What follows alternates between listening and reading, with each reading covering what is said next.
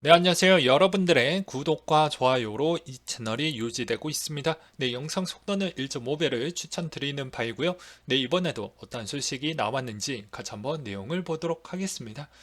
네, 어, 글로벌 소식으로 호주 1분기 CPI가 4.6%를 상회하며 전년 대비 상승폭이 확대돼서 3.5에서 5.1% 정도 상승을 했다라고 되어져 있습니다. 호주 중앙은행이 선호하는 물가 지표인 절사 평균 CPI가 예상치 3.4%를 상승하며 전 분기 대비 상승 한 수치로 2.6에서 3.7% 정도 상승을 했다라고 하네요. 그리고 중국의 1월부터 3월 누적 공업 이익이 전년 대비 상승폭이 확대가 돼서 5에서 8.5% 정도 올라왔다. 라고 보시면 될 것 같은데요. 통계국에 따르면 공업이익 증가세가 기록을 했고 수입물가 상승 압력과 코로나 확산으로 인해서 기업 생산에 어려움이 커져가고 있다고 하는데요. 아무래도 여러 가지 병목 현상도 한몫했다라고 볼 수가 있게 되겠습니다. 독일 부분의 GfK에 따르면 경기 회복 기대가 무너져서 소비자 심리가 20년도 코로나 첫 번째 락다운 시기보다 더 안 좋다라는 내용이 또 나와주고 있습니다. 그래서 러시아 우크라이나 평화 협상이 성공적으로 진행될 경우 소비 심리 추세가 나아질 것으로 보여지지만 제가 보기에는 좀 쉽지가 않을 것으로 보여집니다. 그래서 웬만하면 장기전으로 가는 게 독일과 프랑스, 영국한테는 거의 최악의 상황이라고 볼 수가 있는데 글쎄요. 네. 그 다음으로 달러 인덱스 추이는 102.9를 기록을 했다라고 하는데요. 러시아 폴란드 가스 차단, 유로존 경제 침체 우려가 예상됨에 따라 유로화 대비 달러화 강세가 더욱더 심해지고 있고요. 금 가격 추이를 보게 되면 온스당 1885달러 선으로 마감을 보여주었다라고 합니다. 네, 글로벌 경기 둔화 우려, 연준의 매파적 행보 등 달러화 강세 환경이 지속되고 있다는 점이 금 가격의 하락 요인으로 작용을 했다라는 것과 유가는 배럴당 101.65달러 선으로 마감을 보여주었다고 하는데요. 러시아산 성유 금수 조치, EIA 원유 재고 증가, 중국의 코로나 봉쇄 조치 등의 가격 상승 및 하락 요인이 혼재하며 약보합 마감을 보여주었다라는 것과 그 다음에 EIA 미국의 에너지 정보청이 주간 원유 재고 예상치 60만 배럴을 소폭 상회하며 전주 대비 증가했고 휘발유 재고가 예상치 10만 배럴의 상회를 하면서 전주 대비 증가를 또 했고 정제유 재고는 예상치 마이너스 10만 배럴을 상회를 해서 전주 대비 증가했다고 합니다. 그래서 미국의 정유 설비 가동률 예상치는 91.2% 하회하며 전주 대비 하락한 수치를 보여주었다고 하네요. 그 다음으로 월스트리트 기업들이 암호화폐 도입 속도를 높인다라는 내용이 또 나와주기도 했었는데요. 블랙록은 스테이블코인 회사를 지원, 골드만삭스는 암호화폐 거래를 확대하겠다.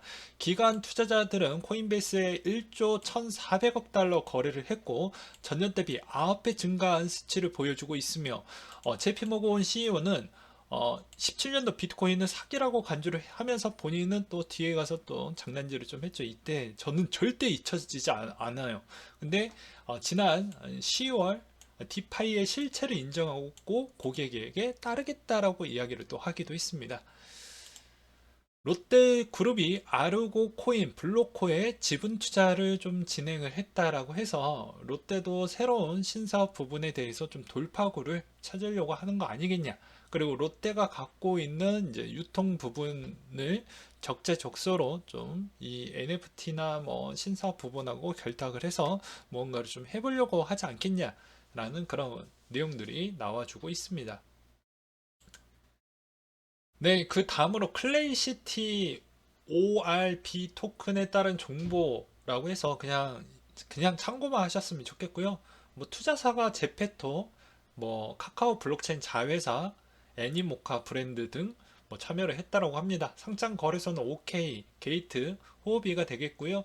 그 다음에 이제 시총은 100억 미만이고 가격은 260원 정도가 되고 뭐 랜드파이 메타 프로젝트 부분에 참여를 했는데 이게 생각보다 보게 되면 샌드박스 디비전은 시총도 크고 유명한데 이번에 클레이시티가 신생 프로젝트인데 참여하고 발표한 게 이번에 좀 의미가 좀 있다라고 이분은 그렇게 주장을 하고 있습니다. 그리고 파트너들도 이제 보게 되면 런치패드 4월 말에서 5월 초에 일단 출시를 하고 있고, 그 다음으로 이제 VC가 참여하는 거랑 비슷한 형태로 지금 준비를 하고 있다고 합니다.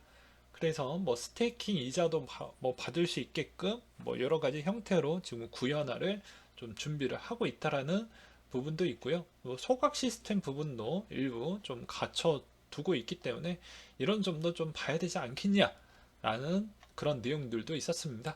그리고 추가로 뭐 클레이시티 팀의 수익 창출 및 소각 모델링을 또 뭐 간단하게 보게 되면 뭐 탐색 수수료, 레벨업 수수료, 그리고 오픈시 거래 수수료, 클레이시티 마켓플레이스, 그리고 아이디어 수수료 부분으로 뭐 이런 형태의 시스템으로 뭐 구현이 돼서 최대한 코인을 좀 줄이고 안 나오게끔 해주는 그런 모델링을 이렇게 했기 때문에 과연 가격이 어떤 형태로 흘러갈지 우리는 좀 지켜봐야 될 것 같은데, 한동안 2주 동안에는 그래도 이런 코인이 좀 매력적으로 보인다라고 하시는 분들이 한 분이라도 계신다고 하면 일단 2주 뒤 정도에 접근하는 게 낫지 않겠냐라고 저는 그렇게 좀 설명을 드리고 싶고요.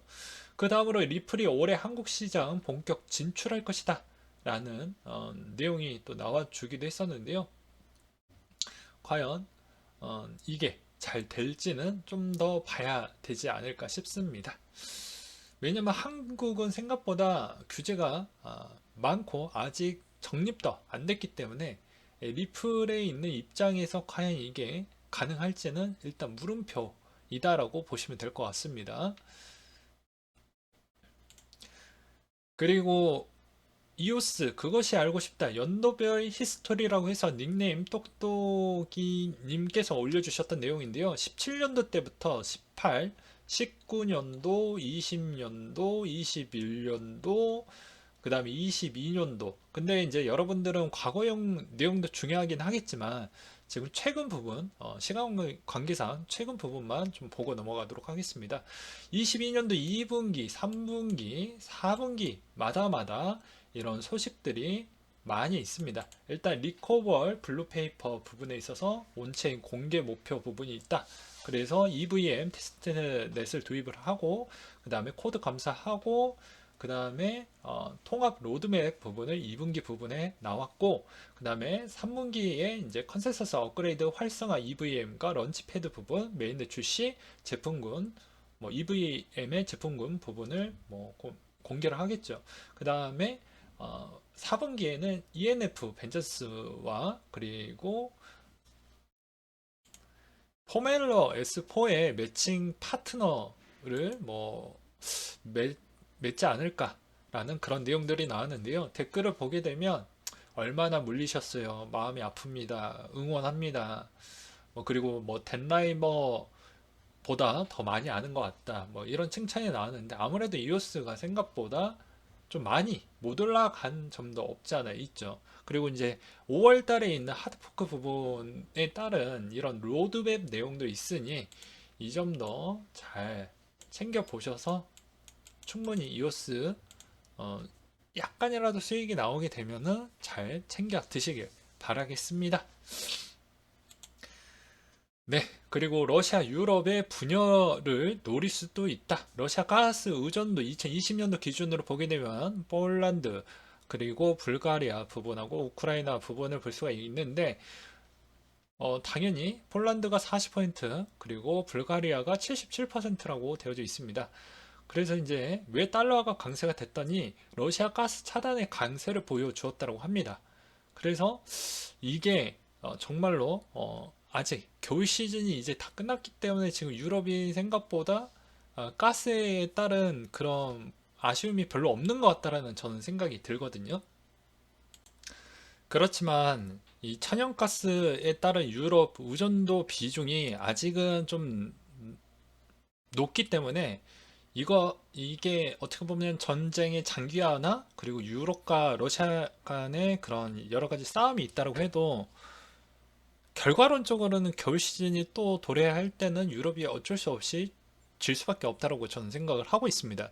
왜 그러냐면 영국과 프랑스와 그리고 독일이 생각보다 에너지를 소비를 많이 하기 때문에 나머지 나라들은 별로 신경 쓸 건 없어요. 근데 영국, 프랑스, 독일은 에너지를 많이 사용할 수밖에 없습니다. 그리고 생각보다 프랑스는 조금은 여유가 있어요. 원전이 좀 많이 있기 때문에. 근데 영국과 독일은 그렇지 않죠. 아직도 의존율 추이에 따른 비중이 생각보다 높습니다. 30% 정도 독일은 되기 때문에 쉽지 않는 부분이다. 그래서 겉으로는 이제 되게 러시아와 전혀 보지 않는 그런 행동을 보여주고 있지만 절대 그럴 수가 없다라고 저는 생각을 하고 있기 때문에 과연 이게 어떻게 될 것이냐. 그리고 러시아는 겨울에 가까워지면 가까워질수록 더 그냥 깔끔하게 잠가버리면 끝나는 거예요. 그러면 어떻게 되는지 아시겠지만 결과론적으로는 우리한테도 별로 좋지는 않습니다. 왜냐면 엄청난 인플레이션이 나오게 되고 말 그대로 그 인플레이션으로 인해서 저희의 근로소득은 완전히 박살이 나는 거죠. 네. 근로를 한 그 돈의 화폐 가치가 많이 떨어져 버리기 때문에 말 그대로 내 몸값이 자연스럽게 녹아버리는 형태도 같이 있기 마련이겠죠. 그래서 이제 뭐 기존에도 계속 말도 많이 나오고 있긴 하지만 이 노드 스트림 1하고 2 부분에 있는데 노드 스트림 쪽으로 들어가는 거는 아직도 맨날 유럽의 입장에서는 막 러시아 막 공격하고 있지만 결과론적으로는 그 공격 부분이 생각보다 또 그렇지 않는다라는 것을 또 알고 계셔야 될 것 같습니다. 왜냐하면 러시아 제재의 역설이라고 해서 보게 되면 미국의 싱크탱크 1차 세계대전 이후 경제 제재 효과를 분석한 결과 성공한 경우는 4%에 불과했고 독일의 이제 러시아 석유 가스 수입 대금은 작년 202억 유로에서 올해 320억 유로 42조 원 오히려 대폭 늘어났다라고 해서 러시아 국방 예상의 57% 수준이라고 해서 역설적으로 더 많이 늘어났어요. 네, 되게 재밌죠.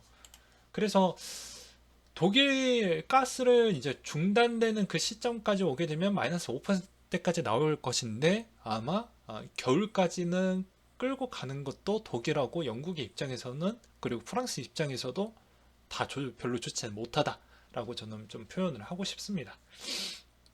그 다음으로는 7월 달러화 채권 상환 채무 조정안이 발표가 나왔는데 중국의 위안화 채권 이자 지급이 6개월 연장이 됐다고 합니다. 그래서 지금 안 좋은 시점에서 어떻게 해서든 부동산도 달래고 그리고 돈도 어느 정도 좀 많이 풀고 있는 중국이라서 좀 녹록지 않는 실정이다 라고 좀 표현을 하고 싶고요.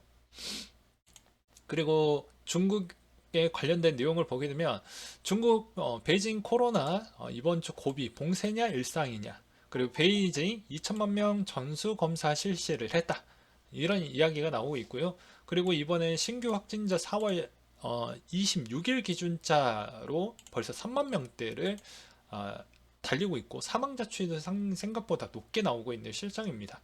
근데 뭐 중국의 입장에서는 의료 체계 시스템하고 그다음에 어떻게 보면 환자를 격리시킬 수 있을 만한 그런 입원실 같은 게 많이 부족한 시설이기 때문에 어쩔 수가 없습니다.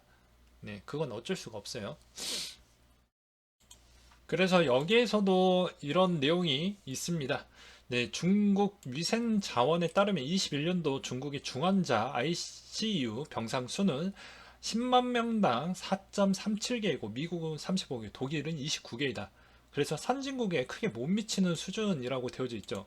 그래서 불가능에 가깝다라고 볼 수 있습니다. 그래서 왜 봉쇄를 생각보다 심하게 하고 뭐 감옥처럼 이렇게 바리케이트도 좀 치고 하는 이유는 어쩔 수 없다. 왜냐하면 또 죽는 게 되면 엄청난 수가 죽을 수가 있기 때문에 그러면 또 뭐 어떻게 보면 자기에 있는 그런 정치적으로 자기 체계가 또 흔들릴 수가 있기 때문에 차라리 욕을 먹더라도 그런 행동을 하는 이유도 뭐 다 이유가 있겠거니라고 전 생각을 하고 있고요. 또 여기에서 이제 코인적 관점으로 또 보게 되면 야 그러면 가장 호재스러운 부분하고 가장 악재스러운 부분을 한번 올해 이제 상반기 어느 정도 이제 2달밖에 안 남았지만 올해 전체적으로 보았을 때 가장 큰 악재를 만약에 뽑는다고 하면 아무래도 이제 금리 인상은 일단 제껴두고 그건 다 알고 있으니까 그리고 물가도 다 알고 있으니까 제껴두고, 뭐 가장 큰 건 만약에 전쟁이 쭉 오래 가고 유럽과 러시아의 관계도가 별로 좋지 않은 상태로 쭉 간다고 하면 아무래도 이제 가장 중요한 이 가스 밸브를 잠글 거냐, 잠그지 않을 거냐. 근데 최악의 시나리오는 잠갔을 경우, 이거는 전체 자산 시장에 미친 영향성이 매우 클 것으로 보여지고요. 그 다음으로는 무엇이냐면 중국이 생각보다 코로나 사망률 추이가 급격하게 늘어나고 오히려 그게 주체하지 못할 만큼 사망자 수가 많이 나왔을 경우에는 이건 좀 심각하게 받아들여야 되지 않겠냐. 그래서 아시아 쪽의 스태그 이야기가 요새 조금씩 많이 나오고 있는데 그게 현실성이 있는 부분은 요게 어떻게 마무리가 될 거냐 라고 볼 수가 있겠거냐. 그 다음에 이제 미국의 파우치 분이 이제 미국은 일단 코로나 부분은 잘 넘어갔다. 올해 뭐 가을에서 겨울 부분에만 좀 조심하게 넘어가면 괜찮을 것 같다. 라고 해서 이제 해제에 따른 메시지를 또 주기도 했었거든요. 그리고 앨런 머스크가 이제 그 다음으로 코카콜라를 산다라는 트위터에서 또 어그로를 또 끌기도 했습니다. 그래서 다시 나는 코카인을 코카콜라에 좀 넣고 싶다 뭐 이런 식으로 하면서 왜 저러는지 모르겠어요. 아는데도 불구하고도 저러고 싶을까라는 생각이 좀 들기도 했었거니와 트론 TRC20 USDT 스텔브 시장 지배력이 20% 정도가 된다라고 나와져 있습니다. 트론도 생각보다 어그로쟁이이긴 하지만 생각보다 또 실적도 잘 나와주고 있고 그래서 좀 괜찮다라고 볼 수가 있게 되겠고요. 고양이 그림을 사면 매일 암호화폐를 준다 라고 해서 투자자 등친 사기범이 구속이 됐다고 합니다. 그래서 여러분들도 좀 조심하시길 바라겠고요. 우리가 두려움을 느끼는 순간 고래들은 매수하고 있다. 순수한 매수일까? 아니면 순수한 매수세로 보일 수도 있겠죠. 그 다음으로 사업에 도움될 수 있는 매수를 하는 사람들일 수도 있겠다. 그리고 탈세를 위한 매수일 수도 있겠다. 저는 매수의 포인트를 딱 크게 세 가지로 나뉘어 놨습니다. 여기 하나 더 뽑으면 이 사업에 대한 매수가 좀 분류가 좀 많겠죠. 뭐 기간 매수나 뭐 여러 가지 부분이 될 수가 있고 순수한 매수라는 건 뭐 개인의 싸니까 그냥 들어가겠다. 라는 부분이 좀 될 것 같고 탈세는 뭐 저번에도 말씀드렸다시피 미국의 그런 이번에 가장 수익을 많이 냈던 미국이 제일 많이 냈죠. 1등과 2등 차이에 있는 나라 갭 차이가 많이 났던 걸 제가 자료로 보여드렸기 때문에 근데 미국이 이번에 수익을 좀 많이 냈어요. 그래서 4월 15일에서 18일 사이에 엄청나게 세금을 또 많이 내기도 했죠. 근데 세금 내기 싫어서 약간 머리를 좀 많이 써가지고 지갑을 다른 지갑으로 보냈을 경우에는 또 세금을 안 낸다라는 좀 애매모호하게 그렇게 써져 있긴 했지만 뭐 또 그런 전략으로 보게 되면 오히려 사놓고 뭐 그렇게 또 처리하려고 하는 거 아니겠냐라는 그런 개인적인 생각이 또 들기도 했었거니와 스마트 컨트랙트 사용되는 스테이블 코인 비율을 보게 되니까 이더리움에서 스마트 계약으로 300억 달러 이상의 스테이블 코인을 보유하고 있고 USDC의 60%는 약 190억 달러로 가장 큰 점유율을 차지하고 있다. 그래서 USDC가 이제 가장 컸다라고 볼 수가 있어서 이더리움은 생각보다 USDC의 영향성을 좀 많이 받구나라고 보시면 될 것 같습니다. 그래서 옛날에도 이야기를 해서 이제 스테이블 코인 이야기가 나왔기 때문에 다시 작년 8월 21일 거 자료를 한번 가지고 와봤는데요. 테더 같은 경우에는 큰 보유고 상업은행으로 대부분 A-1이나 A-2등급 부분으로 해서 뭐 채권이나 어음 부분이 좀 비율이 높다라고도 제가 설명을 드리기도 했죠. 그래서 보았을 때 테더의 투자 부분이 이때 작년 3월 11일 기준으로 회사채, 귀금속, 뭐 담보부 공채 이런 게 좀 많았는데 이제 작년 6월 30일 날 이제 또 엄청나게 또 압박이 많이 들어오다 보니까 이걸 15%로 확 줄여 놓았다라고 했고 서클도 마찬가지로 USDC 투자 비중을 이렇게 해놨는데 되게 웃긴 건 어음 부분도 좀 재조정을 제가 알기로는 9월 달에서 11월 달 사이에 한번 기사가 나오기도 했어요. 그래서 재조정을 했는데 상세 포트폴리오는 또 공개를 안 하기도 했습니다. 그리고 USDD 홈페이지가 오픈이 됐고 5월 5일 날 출시를 하니까 이 점도 참고하셨으면 좋겠고요. 그리고 일부 스테이블 코인이 SEC 권한 하에 두는 법안을 준비를 한다고 하는데 아무래도 뭐 시중은행 거이지 않을까라고 생각을 하고 있습니다. 그래서 뭐 테더나 USDC나 BUSD는 뭐 아마 안 될 것 같다라고 볼 수가 있을 것 같기도 해요. 근데 아직 뭐 까봐야지 알겠죠? 그리고 크로노스 다워 줄 청산 60% 하락이라고 되어져 있는데요. 보게 되면 크로노스 담보로 KISH 대출을 받은 유저가 존재를 한다. 그래서 대출의 포지션 헬스가 0 이하였지만 청산당하지 않았기 때문에 오류로 인해서 청산이 된 거 아니냐? 뭐 그런 내용이었습니다. 그리고 NFT 매우 경쟁력 있는 금융 상품이다. 골드만삭스가 부동산 토큰화를 추진을 하겠다라는 내용이 또 나와준 게 있었고요. 비체인이 파트너십을 또 추진을 하기도 했었고, 비트코인 해시레이트는 6월 이후 꾸준한 상승 중이라고 했었는데, 뭐 지난번에도 설명을 드리기도 했었죠. 네, 2023년도 때까지 비트코인 채굴자 해시레이트 증설 계획이 그러니까 올해 대비보다 더 높게 해놨습니다. 그러니까 지금 대비보다 훨씬 더 높게, 초록색이 훨씬 더 높게, 이렇게 훨씬 더 높게 다 해놨죠. 그래서 장기적 미래 부분을 또 주식에 상장이 되어져 있으니까 어쩔 수 없이 그랬던 것 같기도 하고요. 한국은행의 6월경 CBDC 모의 실험을 완료할 예정이라고 해서 지난해 8월부터 12월 진행된 1단계 모의 실험에서 올해 1월부터 6월까지 2단계 모의 실험을 이제 오프라인 결제, 디지털 예술품, 저작권 등등의 확장 기능을 실험을 하고 있었다고 합니다. 그래서 2027년도 때까지 국외 송금 비용 속도와 획기적인 개선 목표를 설정을 하고 있고요. 플랫폼 안정성을 확보하기 위해서 감시 방안도 마련 중이라고 합니다. 그리고 가장 중요한 건 또 자료 보실 분들의 이제 대비를 해서 올해 하반기에 종합보고서가 발간될 예정이라고 하니까 이 점도 참고하셨으면 좋겠고요.